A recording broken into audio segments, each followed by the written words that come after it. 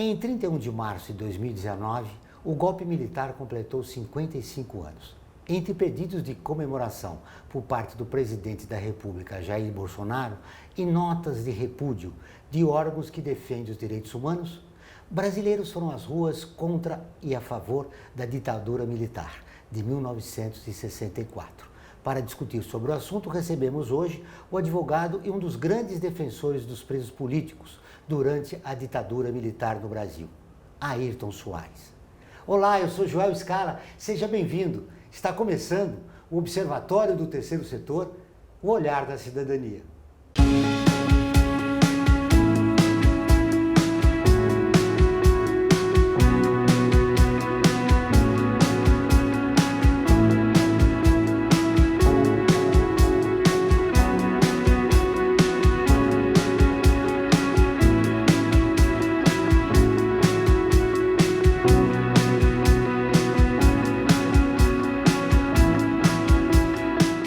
Ayrton Soares, advogado, um dos grandes defensores de presos políticos durante a ditadura militar no Brasil, atualmente é um dos comentaristas do Jornal da Cultura, na TV Cultura.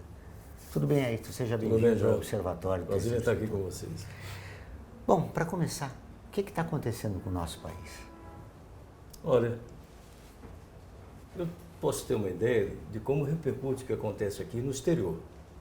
Repercute muito mal. Um negócio absurdo. Hoje, o fator de instabilidade para qualquer investidor no Brasil é a postura do presidente da República. Esse negócio de previdência, de um jeito ou de outro vão fazer a reforma, mas olha, para atrair capitais sem separar a figura do presidente da República, vai ser difícil atrair esses capitais. Você veja, para homenagear o presidente da República em Nova York, não se consegue lugar. Todos os locais escolhidos pela Câmara de Comércio Brasil e Estados Unidos são vetados, são proibidos. Nossa imagem para o exterior denigre de tal forma o país, quando tem como símbolo um presidente que publica na sua rede social temas escatológicos, etc, etc. Isso sem falar na questão que atinge o mundo inteiro, que é a posição que ele toma diante da Amazônia. E nomeia um ministro de meio ambiente que, sem dúvida nenhuma, foi indicado pelo agronegócio. O negócio é desmatar e plantar. Não importa o que vai acontecer com o clima no mundo. Aí... Vivemos um retrocesso. Esse retrocesso vai ter fim no nosso país? Olha, eu acho que nós estamos numa fase muito difícil para poder avaliar o que pode acontecer de pior. Vamos pensar no que pode acontecer de melhor? Se esse governo tiver forças para fazer mudanças básicas, mas não é mudar a previdência, por simplesmente. O país precisa de uma reforma fiscal. Que é impossível você manter o nível de contribuição para o cidadão brasileiro no mesmo patamar de 27,5%, enquanto um que ganha uma renda anual de 30 mil reais, 40 mil reais, e outro tem uma renda anual de 200 mil reais, 300 mil reais, recolhendo-se no mesmo patamar. O lucro dos bancos, dos grandes conglomerados, isso não está sendo sequer taxado. O máximo que se fez para taxar os bancos foi o governo Dilma, que subiu de 15% por de renda para 20%.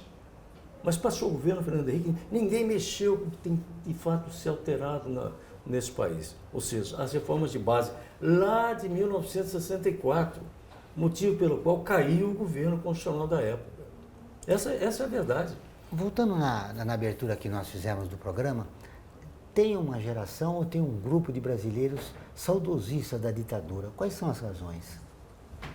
Olha, na verdade, nós inocularam nessas últimas eleições na sociedade brasileira de que havia um causador de todos esses problemas, que era o Partido dos Trabalhadores e a esquerda em geral.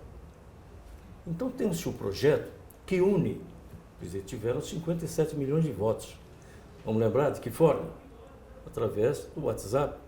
Steve Bannon, que já tinha exercido essa função lá na Inglaterra, por ocasião do Brexit, e depois na eleição do Trump, analisando algoritmos e fixando diretamente para aquele que acessa o WhatsApp aquilo que ele acha que vai ser bom que ele ouça. Então, se você vê ainda hoje, agora começa a irradiar nas redes sociais, especialmente no WhatsApp, a questão do MEC, né? Porque o MEC é um centro de subversão. Nós precisamos, essa última do ministro, de que acabar com os cursos de ciências sociais, de filosofia, que são focos da esquerda e focos do petismo. A ditadura militar, olha, eu cheguei em São Paulo, eu tenho uma curiosidade disso, no dia 31 de março de 1964, vindo do interior, minha cidade, Pirajuí, para fazer a faculdade de Direito do Largo de São Francisco. Desembarquei na estação rodoviária, estava lá tropa na rua, que o DOPS ficava ali do lado. Então, desde então, eu convivo com essa realidade. E parti de vários frontes para enfrentamento, como estudante, depois como advogado preso político, depois como deputado, e vivi todas as circunstâncias. Então, eu acho que agora, legitimados, entre aspas, por 57 milhões de votos, eles são capazes de fazer o pior que já foi feito aqui nos países. Não vou dizer voltar à tortura, hoje o mundo não concebe, mas, de uma forma ou de outra, vão se eliminar torturas, exterminando o inimigo. O inimigo é o bandido, o inimigo é o esquerdista, o inimigo é o comunista. O grande problema também foi a criminalização da política, né? Sem dúvida. Agora a atividade política está sendo vista sob uma outra ótica. Mas dentro desse quadro que eu estou lhe dizendo, dentro do quadro em que, antes, como é que se combatia os opositores da ditadura militar? O comunismo. Era a ameaça do comunismo. Agora é a ameaça do volta do Lula, não é? E a ameaça de voltar ao estado que havia antes, né? Não lembro do Lula do primeiro governo, lembro do Lula do final, governo Dilma. Mas essa é o grande fator que os mantém unidos. E agora eles são orientados de fora para dentro. Tem um tal de filósofo, que na verdade é professor de astrologia, que dita as regras hoje para o Ministério da Educação, escolhendo o ministro, para o Ministério das Relações Exteriores, escolhendo o ministro, enfim, e os filhos do Bolsonaro, que são os maiores adversários que nós temos pela frente hoje, dentro do quadro democrático do país. Com a criminalização da política, há também o enfraquecimento das instituições, que é algo perigoso para a democracia. Mas agora, eles vão acabar com todos os conselhos que foram criados a partir da Constituição de 88 para prestar ao governo federal colaboração. O Conselho da Pessoa Idosa, Conselho do Menor e Adolescente, Conselho que a sociedade civil criou para auxiliar na administração. Estão extinguindo esses conselhos. Quer dizer, a participação da sociedade civil está sendo excluída do governo. Isso aí é um dado, você vê a sutileza disso. A rede social não registra isso, os internautas não registram isso. E os tuisteiros, chamados de tuisteiros, né, também não registram isso. O que se registra é aquilo que pode fazer para que se consolide esse governo. Estamos num anal sem rumo. É verdade. Agora vamos para uma informação para você. Todas as terças e quintas-feiras, ao vivo, às 14 horas, tem programa de rádio Observatório do Terceiro Setor, onde recebemos especialistas que, junto com os ouvintes, debatem os principais temas da atualidade e do terceiro setor. Você pode ouvir pela rádio Trianon AM 740 ou em qualquer lugar do mundo, pela internet, do seu celular, computador ou tablet, pelo link que aparece na sua tela. Voltamos após o intervalo.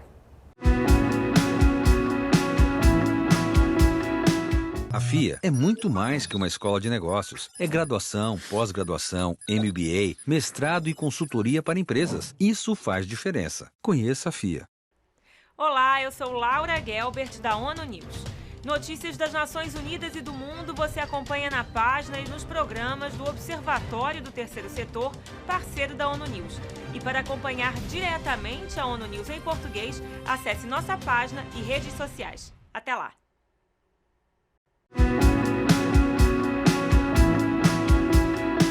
Voltamos com o Observatório do Terceiro Setor, o olhar da cidadania. E agora, vamos para o quadro Você Conhece? Ela foi para a guerra pelos filhos e se tornou a pioneira da enfermagem no Brasil. Ana Nery, você conhece? Ana Justina Ferreira Nery, mais conhecida como Ana Nery, nasceu em Cachoeira no dia 13 de dezembro de 1814. Foi uma enfermeira brasileira pioneira na enfermagem no Brasil. Casou-se com o capitão de fragata Isidoro Antônio Neri em 1837, quando adotou o sobrenome do marido, que viria a consagrá-la como Ana Neri.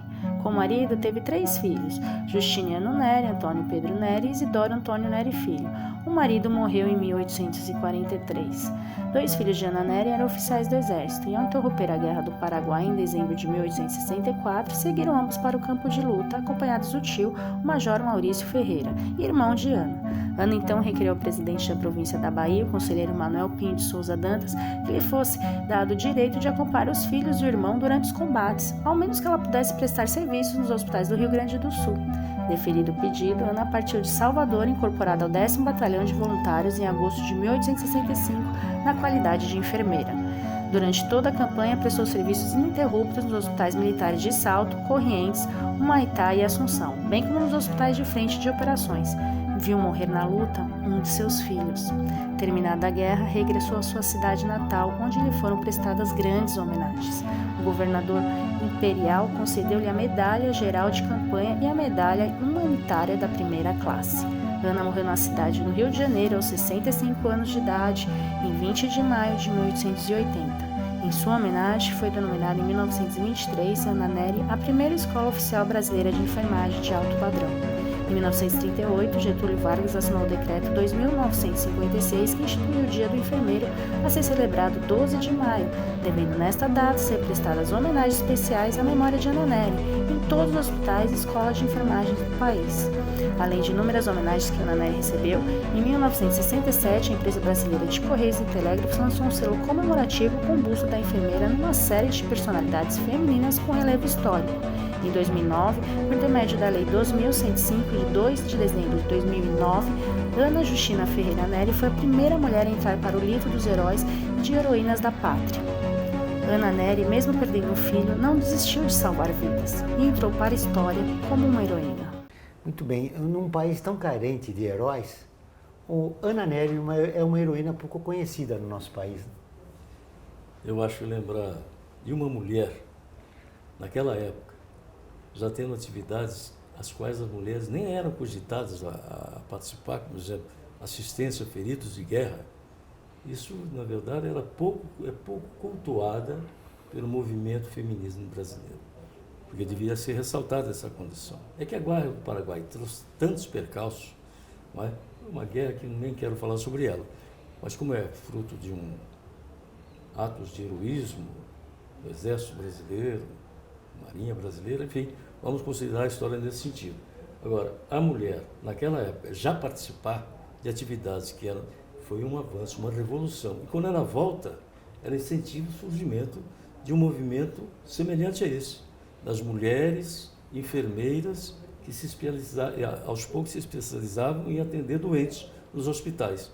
Daí vem toda uma carreira, toda uma profissão e todos os resultados benéficos da participação da enfermeira na saúde brasileira. Muito bem. Por que no nosso país a ditadura militar é pouco discutida? Ou se é discutida, ela é por um viés de crítica e não da oportunidade de nós valorizarmos a democracia que vivemos? Olha, nós deixamos de... Olha, depois da ditadura militar, nós tivemos governos civis. Primeiro Sarney, depois que devia ser Tancredo, Sarney, depois tivemos Itamar, depois tivemos Fernando Henrique Cardoso, estou citando alguns, tivemos Lula, mas nunca houve, na verdade, exceto mais recentemente, um movimento organizado na sociedade brasileira que pudesse divulgar a verdade dos fatos. Foi criada a Comissão da Verdade, mas essa Comissão da Verdade é vista com reservas. Foi feito por um governo petista, não é? E já levanta suspeição. Esquerdistas, levanta suspeição. A questão da anistia beneficiou esquerdistas. E com essas críticas que se fazem hoje, e de algum tempo atrás, ficaram escondidos, na verdade, o que fizeram os militares com o golpe que deram com a democracia brasileira. O primeiro fato foi por que apearam o jangular do poder? Já tinha um projeto de reformas de base, reforma fiscal, reforma agrária. Olha, falar naquela época em reforma agrária era desafiar o que havia mais conservador na sociedade brasileira, entendeu? E essa reforma educacional, né? Surge Paulo Freire, né? Enfim, essas questões nunca foram documentadas, registradas de qual foi a real motivação do movimento de 1964. Nunca foi dito. Aparentemente foi divulgado, não foi aparentemente, divulgou-se que era um movimento contra o comunismo. Mas o comunismo que existia? Existia um partido comunista no Brasil? Existia um partido comunista regularizado, que estava atuando na legalidade, disputando votos. Como existia um Partido Socialista Brasileiro? Porque você confundiu o combate ao comunismo, na verdade, como se fosse o comunismo mal, e em função disso nós vamos mudar a estrutura social brasileira, porque eram os comunistas que queriam mudar, e aí ficaram perpetuados. Agora, eu não absolvo Fernando Henrique Cardoso, Lula, de não terem ido a fundo, são 8 anos cada um, indo a fundo naquilo que devia ser no país ser modificado. Não absolvo isso. Por que razões esse assunto não é debatido na sociedade? Há um temor atávico das Forças Armadas, enfim. Quais são os motivos? Olha, os motivos são esses: quantas famílias dominam a imprensa brasileira. E os interesses dessas famílias e desses grupos, por trás dessas famílias, predominam e, obviamente, estabelecem regras. Esse teu programa aqui, ele existe graças ao apoio de alguns e à luta denodada que vocês fazem para ocupar um espaço para divulgar essas questões. Mas a verdade é que, uma vez eu conversei com o governador Fernando Montoro, ele tinha assumido o governo. Disse: nós não temos um meio de comunicação confiável, governador. Será que com o governo do Estado na mão, nós não temos condições de influir em grupos sociais liberais, democratas, que pudessem ter o condão de fundar um jornal, não é? De ter um jornal que fosse o estilo Le Monde, uma coisa dessa? Se era, vamos tentar, mas é muito difícil essa coisa toda, porque quem ousasse fazer isso estaria já comprando uma briga com a grande imprensa, e ninguém quer ficar brigado com a grande imprensa, não é? Hoje nós temos as redes sociais, tem aí o Facebook, democratizou a informação. Você acha que esse é um caminho para se conscientizar a população a respeito de temas importantes? Quando se fala em democratizar a informação, pensa-se que a população brasileira participa do Facebook. Na verdade, isso não é verdade. São as elites que acionam esses instrumentos. São aqueles que têm acesso a ter um telefone celular, um computador. O seu povo não tem isso. O povo brasileiro, a maior parte do povo brasileiro, hoje, passa fome. Então, como pensar que é a opinião pública que é refletida nisso? E agora tem os robôs, né? Que inoculam no noticiário da internet as notícias que interessam aos grandes grupos, especialmente aquelas que vêm do exterior. Então, eu acho que nós falhamos muito em não ter criado alternativas democráticas para a imprensa. E garantido o funcionamento da imprensa livre, né, e democrática. Agora eu quero te fazer um convite a você e a você para curtir nossa página no Facebook. Você ainda não curtiu? Porque ela é visualizada por mais de 700 mil pessoas toda semana. Está sempre atualizada com notícias do terceiro setor, do Brasil e do mundo. Faça como mais de 370 mil pessoas e curta a nossa página. Nós vamos para um rápido intervalo, mas antes você vai conhecer um dos artigos da Declaração Universal dos Direitos Humanos, que faz parte da campanha do Observatório do Terceiro Setor. Direitos humanos são direitos de todos.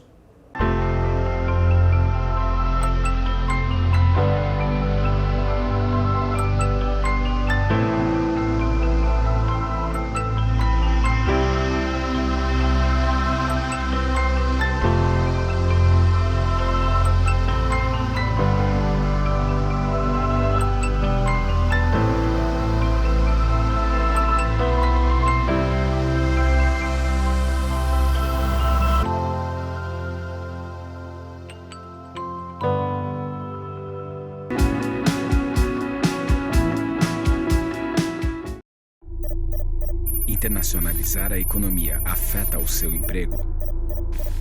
Para onde vai o Brasil? Ter opinião sem análise é só repetição. Repetição, repetição, repetição, repetição, repetição, repetição, repetição, repetição. Informação é importante. Análise é fundamental. Le Monde Diplomatique Brasil, independente e crítico.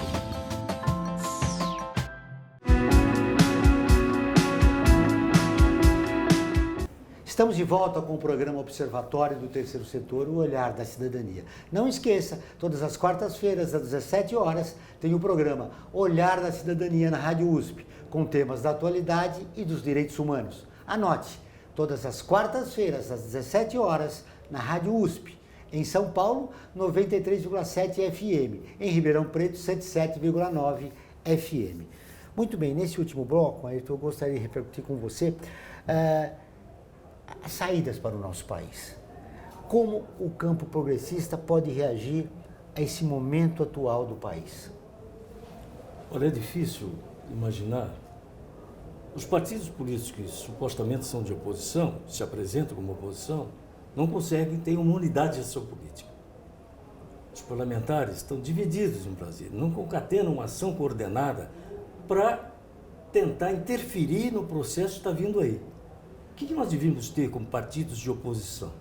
Uma proposta alternativa de reforma da Previdência, um substitutivo, onde lá os partidos de oposição mostrariam à opinião pública como deve ser feita a reforma da Previdência. Ela tem que ser modificada, tem que ser atualizada, mas não nesses moldes.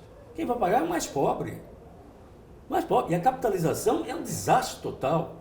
Esse país, capitalização como regime de poupança para dinheiro ser reservado para a velhice, isso não existe. Veja o Chile.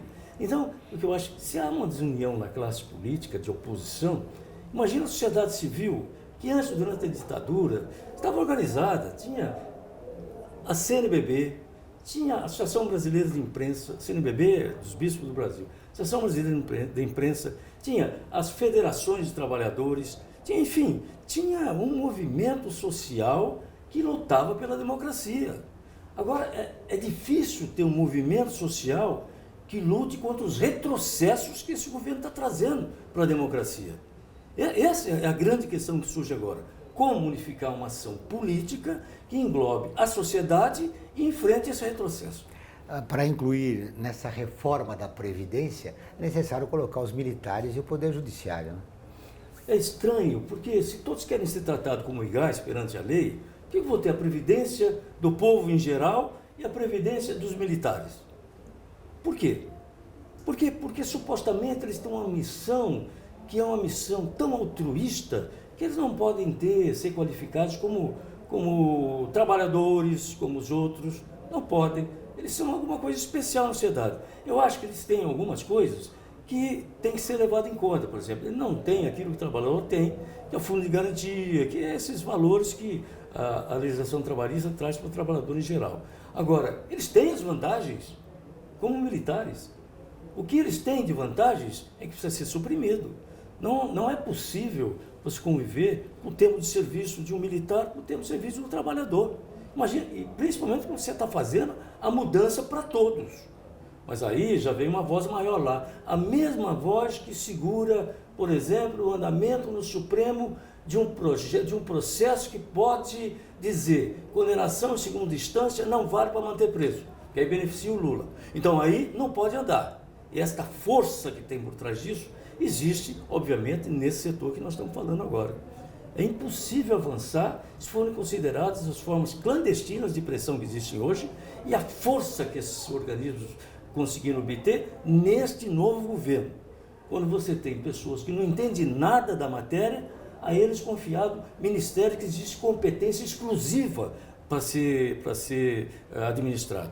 Então, esse descompasso, não estou falando dos militares, não, pelo contrário, os generais que estão lá no governo têm, pelo menos, curso de Estado maior, já viveram a realidade brasileira, né? Agora, outros, por exemplo, o general, se conduzido por um tenente reformado que virou capitão, é que é difícil de entender, e lá fora ninguém entende isso. Como é que é possível? Como você vê a atuação do Supremo Tribunal Federal? Eu vejo com altos e baixos. Primeiro, acho que o grande problema foi ter dado às decisões do Supremo esse espelho nacional que tem, que é destacado quando interessa. Não é? As sessões diárias do Supremo Tribunal Federal não são transmitidas, não, são adotadas as decisões sobre processos, em geral, ligados à constitucionalidade das leis.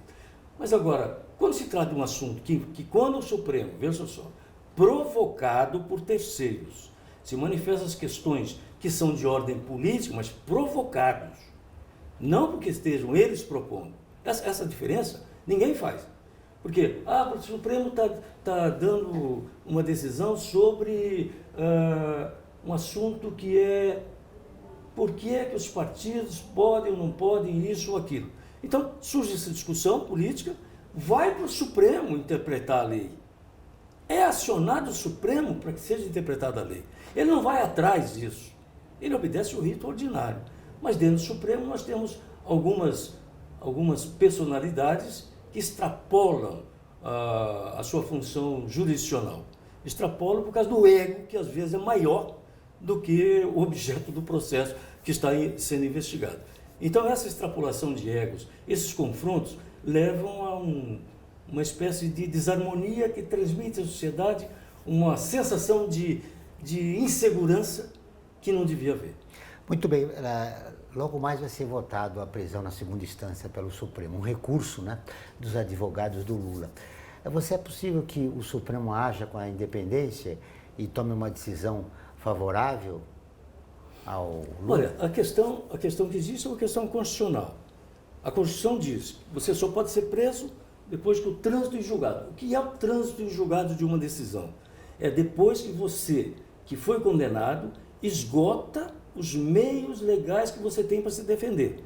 Quando você chegar no último, isso transitou em julgado, não tem mais apelação. Então você deu ao cidadão que foi condenado todo o direito de defesa previsto na Constituição. Não é uma invenção de ninguém, está lá na Constituição. O que nós temos, por incrível que pareça, é divergências dentro do tribunal, quando uma hora uma maioria diz que tem que ter o trânsito em julgado, e a outra hora a mesma maioria de 6 a 5 diz que não. Aí a opinião pública e o mundo jurídico fica perplexo. Porque o que diz a Constituição?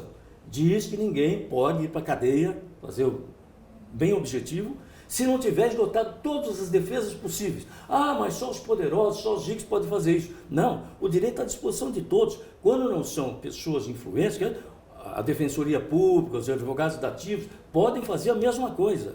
Então os processos podem chegar à última instância de decisão. Nem todos chegam, porque só a ordem constitucional, quando arguída, é que chega o Supremo Tribunal Federal. Então, essa questão me parece muito simples. Querem acabar com isso? Ministro Moro, sei lá quem for, mande um projeto de reforma constitucional que tire lá, que diga trânsito em julgado, decisão em segunda instância. Se botar na Constituição isso, trânsito em julgado, decisão em segunda instância, acabou a polêmica. Muito bem, essa decisão ou essa indecisão do Supremo em cumprir a Constituição brasileira está naquele movimento contra a corrupção e na atuação da Operação Lava Jato. Você acha que aí reside o problema?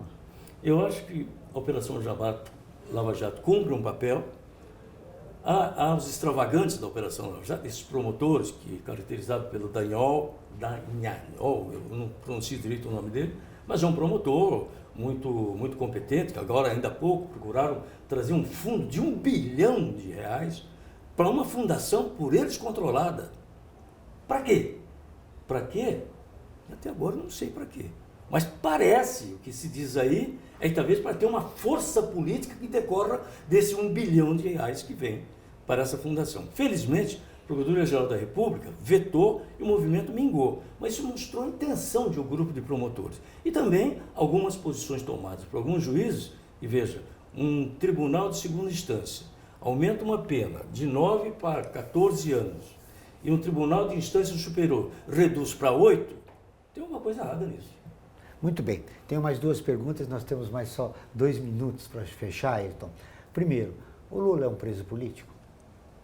O Lula é um preso que foi submetido a um processo que não pode ser dito que é um processo regular, na minha opinião. Porque houve ali, nas decisões do juiz Moro, muita coisa que fere o devido processo legal. E por isso ele pode ser considerado um preso político. E a última pergunta, para fechar a nossa entrevista. Nossa democracia corre riscos? Não corre. Porque se eles estiveram no poder dando um golpe, agora que os militares estão no poder com 57 milhões de votos às costas, para que dar o golpe? O golpe pode surgir entre eles. Ou prevalece a orientação dos filhos do Bolsonaro e o Bolsonaro, ou prevalece a orientação, essa que vem lá de fora, do Olavo Carvalho, de Steve Bannon, ou prevalece a orientação dos generais que estão no governo, ou prevalece, o que eu espero que aconteça, que a democracia que existe hoje, representada no Congresso, possa fazer prevalecer decisões democráticas nas reformas que vêm aí. Obrigado pela entrevista, foi um prazer revê-lo. O Observatório do Terceiro Setor fica por aqui. Esse e todos os nossos programas de TV e rádio estão no nosso portal, acessado por mais de 250 mil pessoas de 173 países todos os meses. Acesse você também, observatorioterceirsetor.org.br. Voltaremos na próxima semana, sempre na luta por uma sociedade mais justa, solidária e tolerante. Até o próximo programa.